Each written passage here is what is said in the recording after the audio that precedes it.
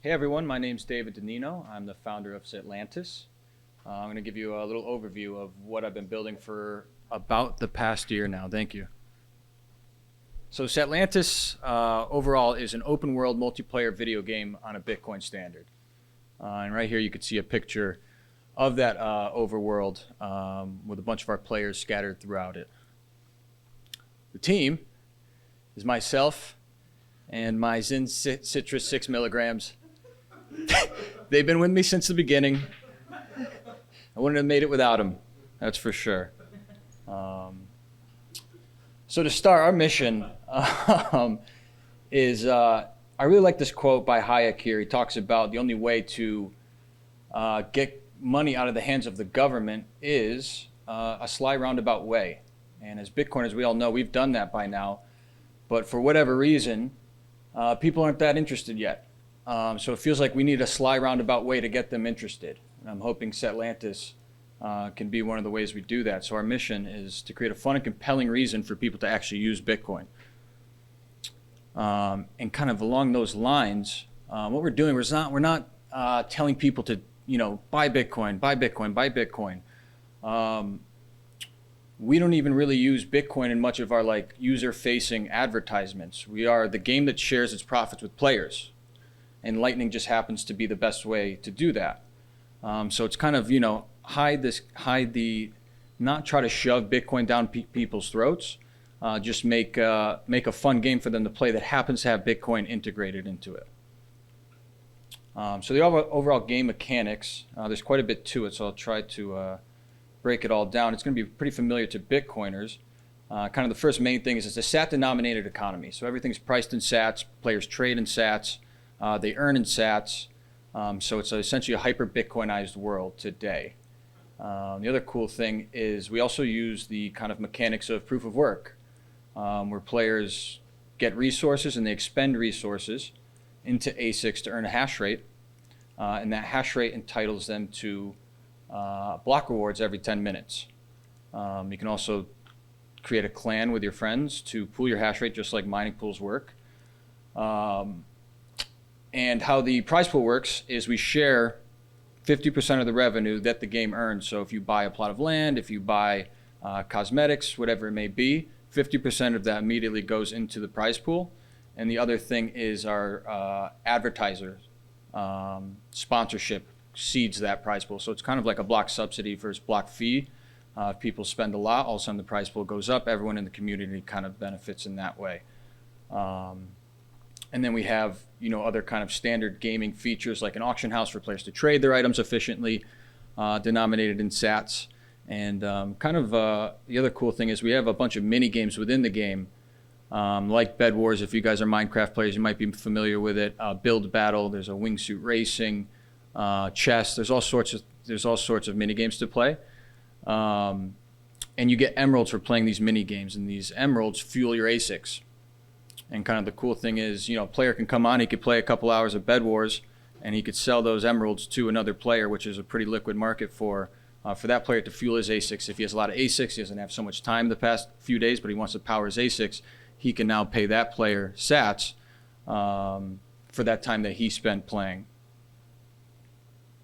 Really cool integration we did with the Bitcoin company. That was just really fun to do is directly in-game players can use their balance to buy gift cards. So, you play all week, and then by the end of the week, you've earned enough to, say, order a Uber Eats gift card and get food delivered to your house directly in the game. And we actually use the native Minecraft book to put the gift card codes in. So you walk up to that NPC. If you have enough sats, you click buy, and you'll get a little booklet with the gift card code in it that you can copy and paste into your phone if you want. And we have a ton of stores. Obviously, it's everything, or a good portion of the gift card offerings that TBC has. There's a clothing section. There's Walmart. There's Amazon. So there's like a pretty good offering for players. So again, kind of talking about these players that aren't Bitcoiners. We're trying to kind of reach players that aren't like hardcore Bitcoiners so much. This kind of shows them that, hey, this is real money. You can use this to buy things that you already desire without even having to leave the game. Kind of give that immediate feel that Bitcoin's not just this weird nerd money, but you can actually use it to get the things you want. Another feature we recently added probably 2 months ago now is the Satlantis Battle Pass. And that's a concept popularized by Fortnite. And if you're not familiar with it, it basically breaks down games into seasons that last a couple months long. And throughout those months, you complete quests and you unlock, say, skins, you unlock cosmetics. And in our game, you unlock ASICs, emeralds, all sorts of things like that. Mending books, which are really rare in the game. And the really exciting thing about the Battle Pass is that we could sell so there's a free tier and a premium tier. The premium tier gives you more quests, more rewards, things like that. We could sell the premium tier of the Battle Pass for fiat. So then the game kind of becomes like an on-ramp for players. If they have, obviously everyone has a debit card. They can buy this premium Battle Pass. If they play a lot, they'll unlock ASICs, they'll unlock emeralds. They can then start mining and earning sats without ever having to just like buy Bitcoin. They can actually go out and earn it very faster with the premium Battle Pass. So it's a really cool feature that I was excited about. And just creating new ways to onboard Bitcoiners. It's not just, hey, download Cash App and deposit $100 and buy and hold it. This is another way for users to actually like earn sats, and they could do it a little quicker if they use some fiat. And this was a cool thing built by one of the players on our server. He actually works for Stacker News now. He's a really good dude. And he pulled the data from our Discord channel where we publish when players leave, when they join. We publish block reward amounts and who won. And what he did was track prize pools and the clans that won each block reward. So you could see the past week, last men standing there on the bottom. I'm not sure how big the font is there, but they made 63,000 sats today. This is from earlier today. So you can kind of track what clans are doing, how well they're doing. You could see the overall prize pool, what it's at right now, what it was a month ago, things like that. So it was pretty cool to see, player in our community go out and build this website, which you can go check out at mindsats.gg. It has this it also has a really cool mining calculator. So you can plug in what the current prize pool is. That actually pulls that data, how many ASICs you have, and you can like plug in and get some information on like your expected sat earnings over a time period. So just like a really cool thing that one of the players had built. And our overall metrics since we launched in January, we've had a total of 1,856 players. Weekly active 42, median time played, which is really cool to see, 3 hours and 21 minutes. And as of earlier today, we've awarded 73 million, almost 74 million sats in total. So that's been, we're coming up on a Bitcoin. It's going to be a big day. That'll be very exciting. Big goal for me is to pass out BSV and block reward sizes. It might be a couple halvings away, because I did calculate they still make like, there's still like $200 USD value in every 10 minutes on BSV. So it's a little while away, but that'll be a big day. Big goal is to beat BSV, and our block rewards are bigger than theirs. That's the long-term goal. That's when we know we made it. And then, open it up to questions. In order to buy your like, so like you buy the Battle Pass, Yep. the premium Battle Pass, do you like have any KYC process? No? Mm-mm. Okay, so other than just the debit card, right? Yeah. Okay, and then do you have like any KYC process for like when you go to pay for Grubhub with your sats? We don't. The question was, do we do any KYC on the purchase of the Battle Pass or the purchase of gift cards? And we do not. Neither. So the Battle Pass, you're just buying, you're buying extra quests in a game, so there's no reason to do KYC in that regard. And then for the gift cards, it's handled by TBC essentially. So, and there's no KYC with that. We kind of just shuffle the data back and forth. No KYC at all in the game. I guess that probably should be a bigger marketing point. The PvP? Of course. Can I kill someone and take their book with Well, no, you can't do that. You can't do that. So that's some players definitely. The question was, is there PvP and can I kill someone and take their gift card booklet? We don't allow that because there would be quite a few salty players. But you could, if you want to, have a gentleman's agreement to go meet somewhere and you each have a booklet, and the winner gets them both. I can't stop anyone from doing that. So yeah, whatever you want to do in that regard.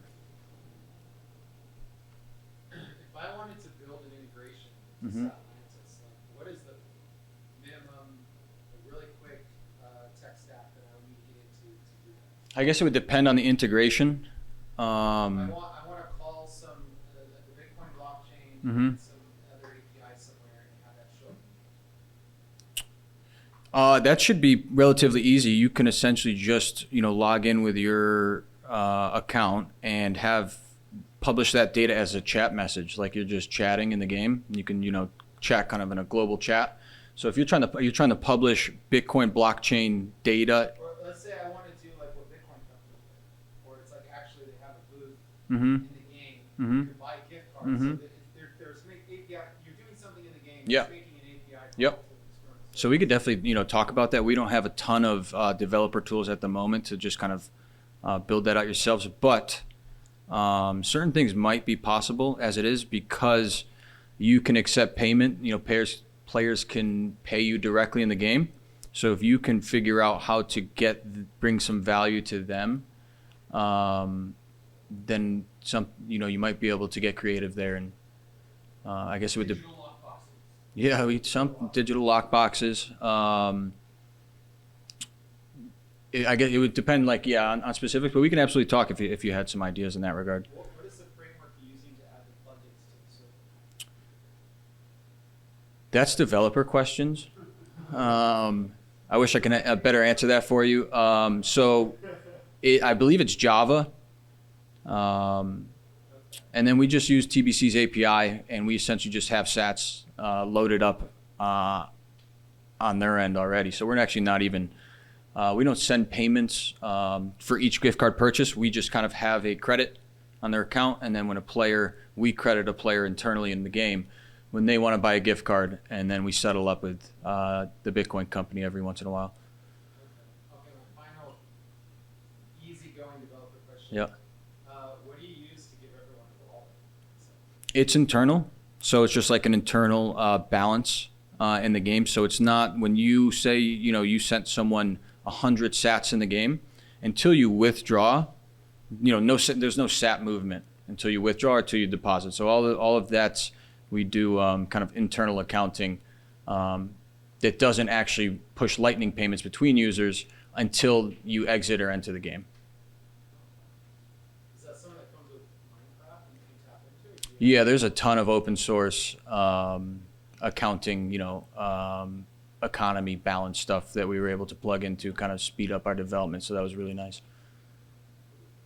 What are some of the things that you've seen the community do inside there that kind of surprised you or like took you by surprise? Yeah, so definitely Mindsats was the first big one. That was really cool when he built out the prize pool and the graphs and everything and the calculator. That was sweet. Players surprise me every day, sometimes not in great ways. The gaming community is dynamic, is the word I'll use. So they keep me on my toes. The other really cool thing, a couple players from Brazil built the statue of Christ that they have down there. I think it was like 6 of them in a matter of a few hours, built a 500 block, maybe 700 block tall statue of Christ. I should have thrown a picture in. I think we may have tweeted it out if you check us out on Twitter. So just some cool stuff like that, players that, make some really detailed builds. I'm not a great builder myself, so all of that's always impressive. What else have players done? Yeah, those are the things that come to mind. Austin? Just kind of a fun question. If you could hyper Bitcoinize another game world, Yeah. which one? GTA.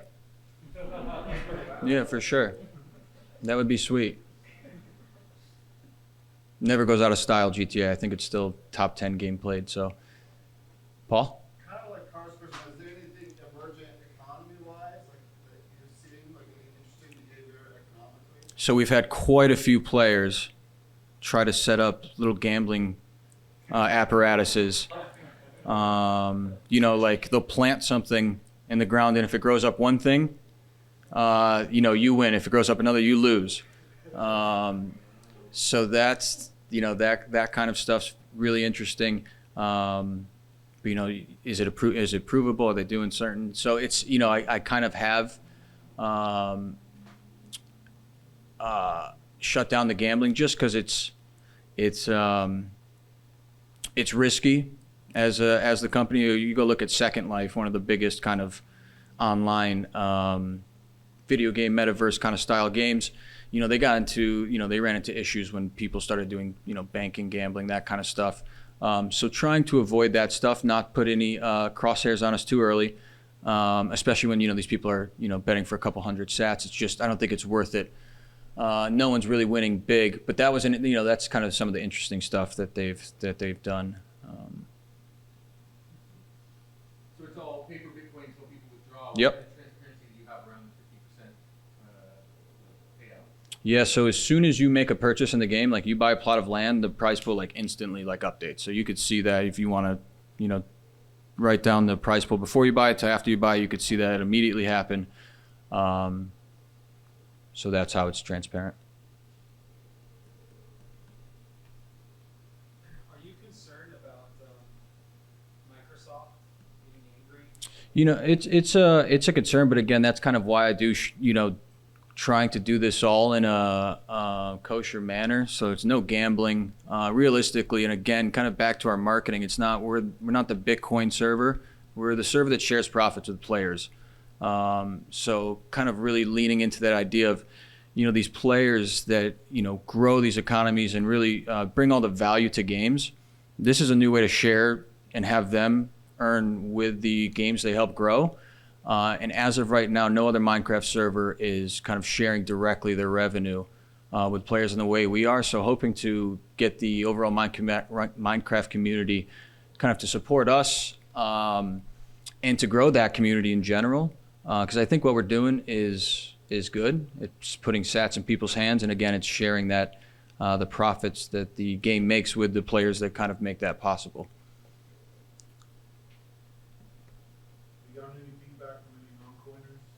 We have a ton of, we have a really interesting user base. So obviously a good portion of Bitcoiners, many have come from Stacker News.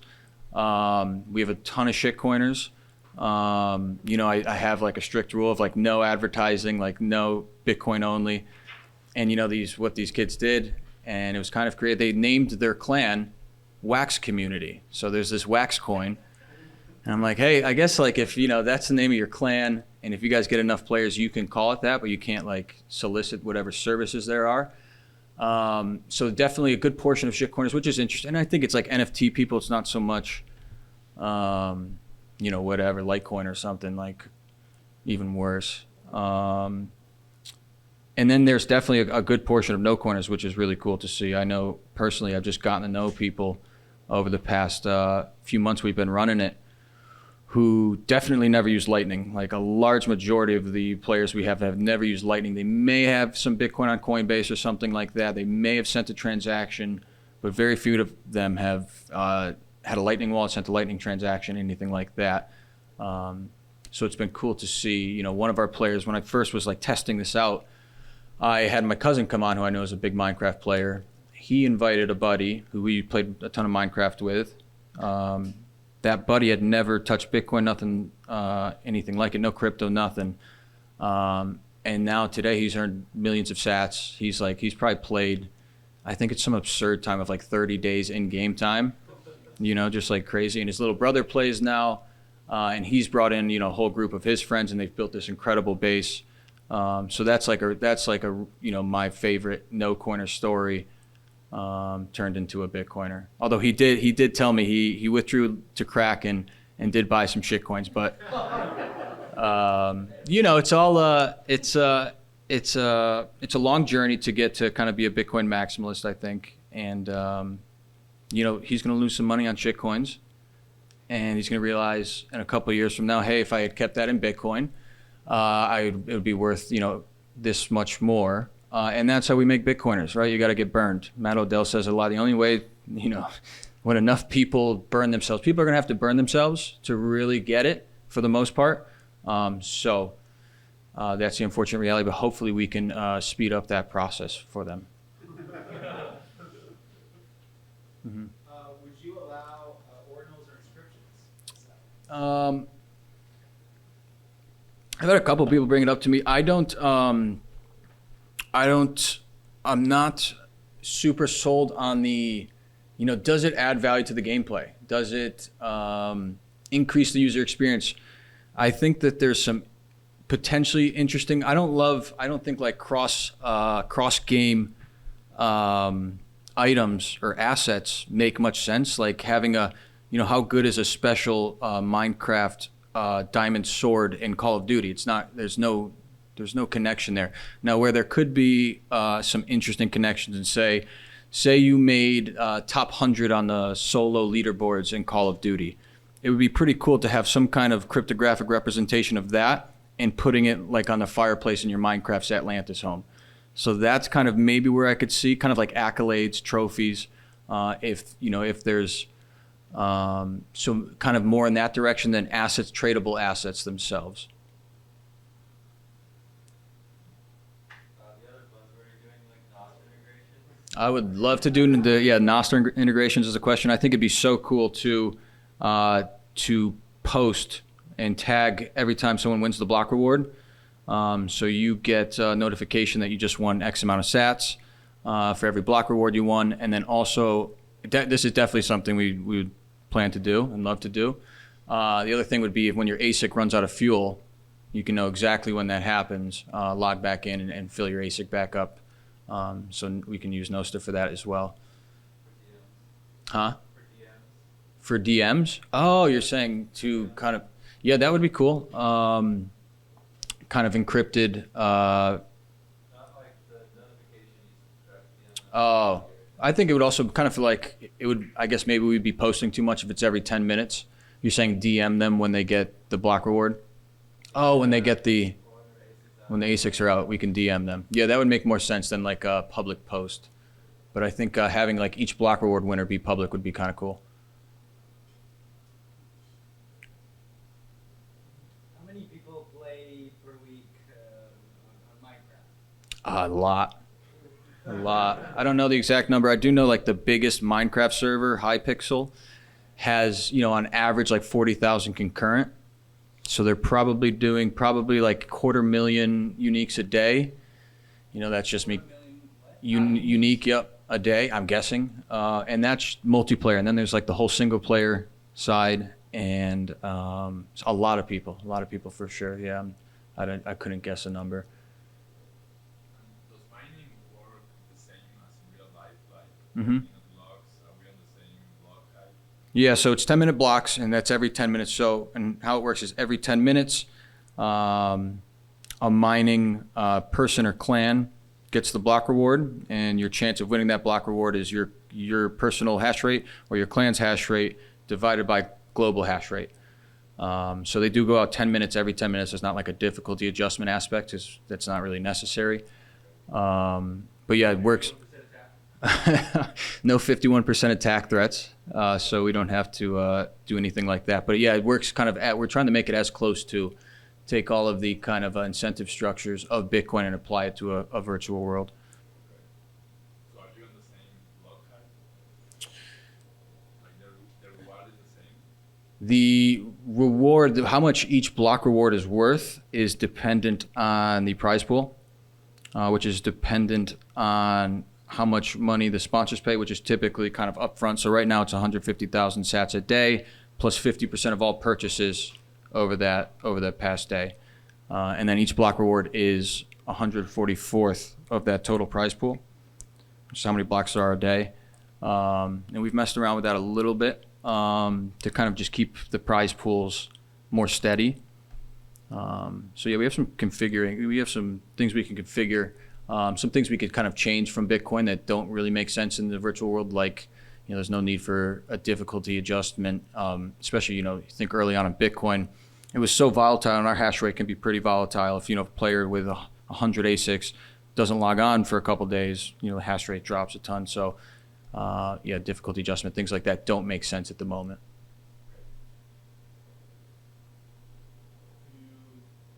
So do you see it making it looks amazing. Do you see it making like as big an impact as like RuneScape was? I know people were like playing the game for gold Mm-hmm. in other countries. Yeah. like, selling it for like. That would be awesome. That'd be incredible. It's definitely something to shoot for. RuneScape is huge. People love it. But it does have that kind of similar P2P trading. And their gold. The idea is to kind of make a similar experience with Sats as the currency. These people have gold, and that creates a whole bunch of issues. Where why not just use Bitcoin as kind of the currency of the world? Have you considered any sort of like auto withdrawal or like ability to be self-sovereign once you get a payout? Yeah, definitely something we'd like to do. As of right now, we do kind of process every withdraw by hand for like security purposes in case there's like an unforeseen bug. But I think we could do some interesting things where if you have a certain hash rate level, you can withdraw a certain amount because essentially those ASICs have a value, and that's like collateral of sorts. So we can let you automatically withdraw in that way. Or a premium feature.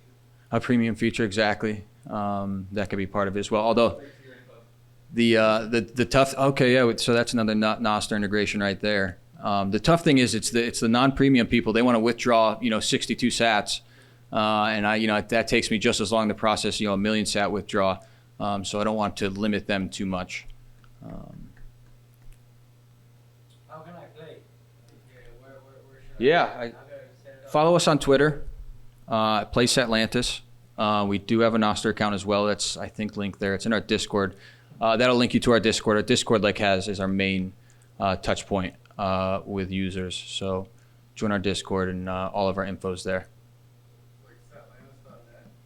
Satlantis.net. Paul helped me set that website up. You can also go there. That'll give you the Discord and everything else you need to connect.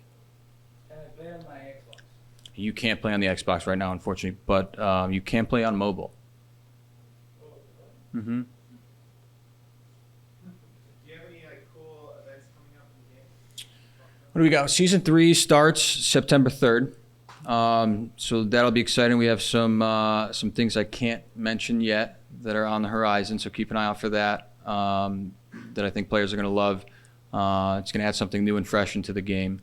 New mini games. So September 3rd, yeah, we got some stuff coming.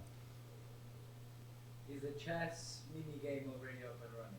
The which mini game? The chess game. The chess game's up and running. You can play your buddies, get emeralds for it. It's not the most efficient way to get emeralds, just because chess is easy to cheat. I didn't want to make that too much of a too overpowered. But you can definitely play chess in game right now, get emeralds, and those are basically you trade those for Sats, put them in your own ASICs to start hashing. Yeah, chess is live. And can you just, I understand that you get emeralds when you win the chess game, but Mhm. you make it so that it's like lightning chess?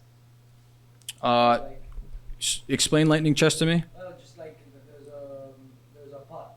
Mhm. Sats, whoever wins. Yeah, chess is just so easy to cheat. I don't want to incentivize any cheating.